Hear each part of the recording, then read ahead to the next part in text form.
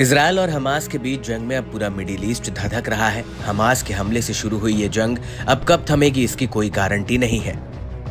जंग के शुरुआती दौर में इजरायल ने अपने हमलों से गाजा में जबरदस्त तबाही मचाई और कई इलाकों पर अपना कब्जा जमाया, लेकिन जैसे जैसे समय के साथ जंग तेज हुई, इसमें नए नए मोड़ आते गए और इजरायली बलों के लिए हर दिन अब किसी बड़ी चुनौती से कम नहीं होता है।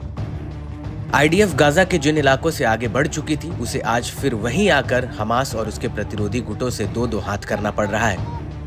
लेकिन इसके बावजूद भी इजरायली बल गाजा में अपने भीषण हमले नहीं रोक रहे हैं। गाजा आए दिन इजरायली बमों और हवाई हमलों से दहल रहा है, जिसके जवाब में हमास के लड़ाके भी आईडीएफ को मुंहतोड़ जवाब दे रहे हैं। और इसी कड़ी में इजरायली बलों और हमास के साथ जंग में इजरायल के 3 सैन्य अधिकारी मारे गए हैं। इजरायल ने इस बात की पुष्टि की है कि मध्य गाजा में संघर्ष के दौरान उनके 2 मेजर जनरल और 1 लेफ्टिनेंट कर्नल मारे गए हैं। हालांकि इजरायल ने इनके नाम या कोई जानकारी साझा नहीं की है।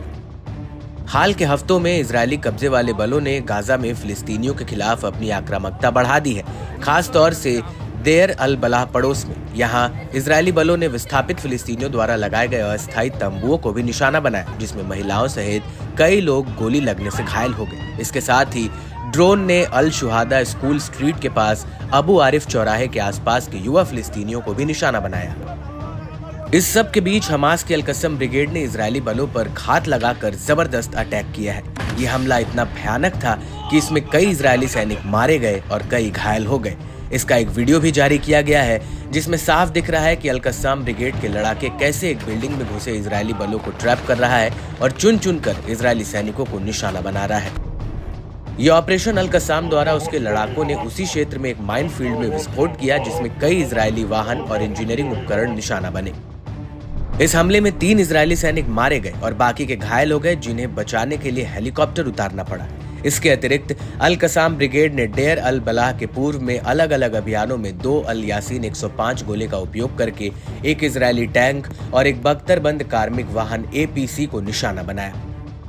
ऑपरेशनों को जारी रखते हुए अल-अक्सा शहीद ब्रिगेड ने गाजा शहर के दक्षिण पश्चिम में नेटजरेम एक्सिस के साथ कब्जे वाले बलों और सैन्य वाहनों के जमावड़े पर हमला करने की घोषणा की, जिसमें 2 107 रॉकेट और कई भारी कैलिबर मोर्टार गोले दागे गए।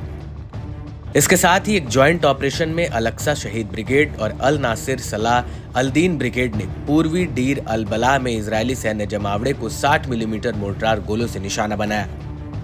इस हमले को लेकर इजरायल ने भी कहा है कि एक बल इमारत में घुस गया था, जबकि दूसरा समूह बाहर स्थिति में था। आईईडी में विस्फोट हो गया, जिससे एक सैनिक की मौत हो गई और 4 अन्य गंभीर रूप से घायल हो गए, जबकि 3 अन्य मामूली रूप से घायल हो गए हैं।